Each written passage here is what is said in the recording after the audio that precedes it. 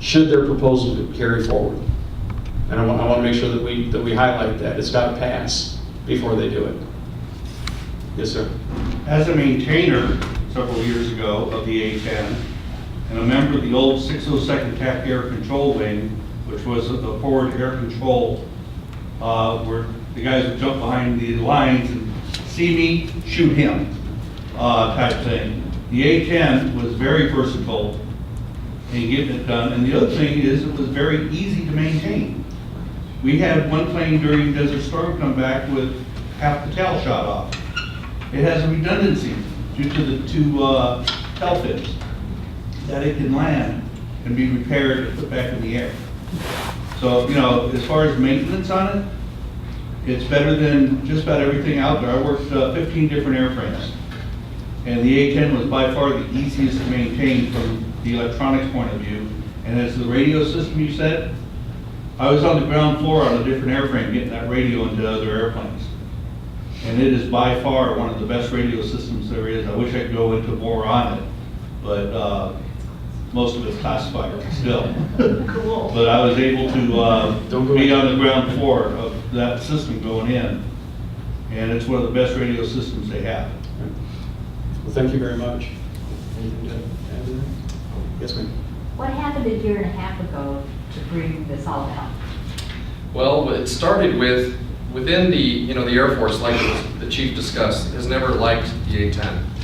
And there became some personalities that got into key positions within Air Combat Command who have never liked the A-10, and it has been, a quote from them is, "It is going to be my legacy to kill it." So personalities weighed in, and then somewhere, through those personalities, they developed new doctrine within the Air Force that dictated that the only airframe, or the only mission set, that cannot have a dedicated airplane to do it is close air support. So you can have a dedicated airplane to do air-to-air, to do airlift, to be a bomber, but you cannot have a dedicated airplane to protect our sons and daughters on the ground. Now, how that got through, you have to imagine that you have an organization that doesn't have to answer to a customer. Imagine a business that ran that way. They'd be out of business pretty quickly. They don't have to answer to a customer because they're the Air Force. They support the Army, and they support it on their terms, as opposed to, Army, what do you want? What do you need? And then go from there, and then pick your best, let them be part of that decision process. They don't want them to be part of that decision process. So that policy, that doctrine got put in place. And then that is all these personalities needed to start putting the hammer down to get rid of the airplane from 2035. Let's back that up to right now.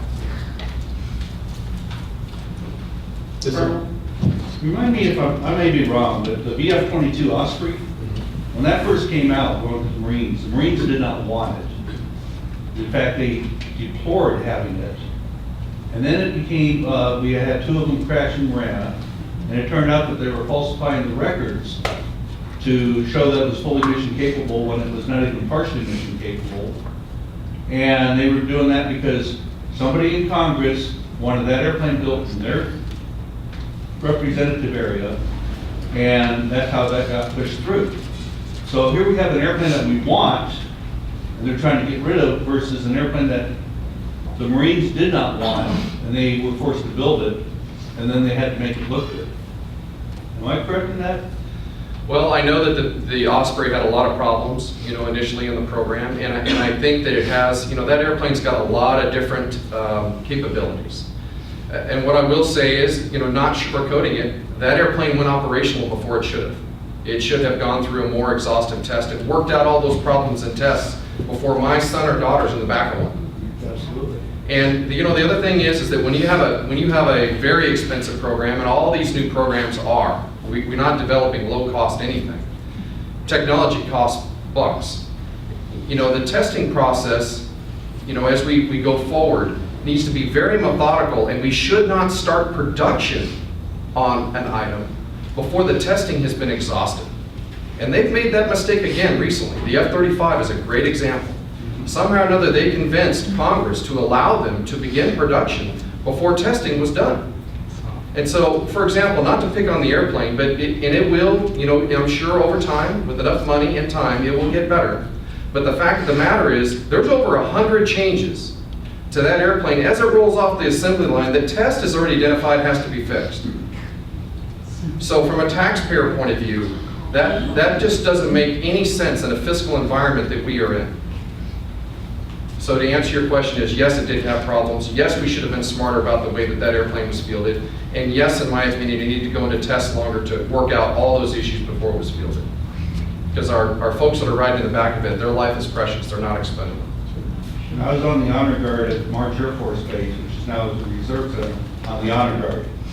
I can't tell you how many of my brethren went out and did the 21 gun salute or fold the flag over their coffin.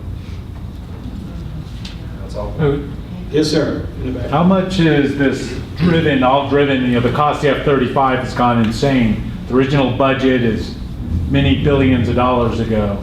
It seems like this BRAC is really driven by the Air Force's desire for the F-35. So it's like save every nickel we can for this other aircraft, which has really one role, possibly two. And you mentioned there's other roles besides close air support. Yeah, So I'm curious what those are, and is it all driven for the F-35? Because this, well, certainly the demise of the A-10 is.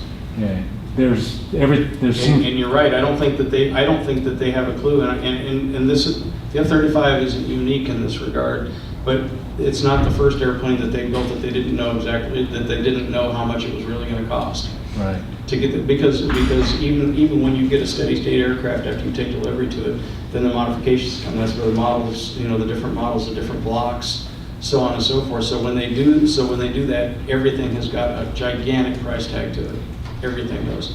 So I don't. I can tell you what the missions are. The Air Force Training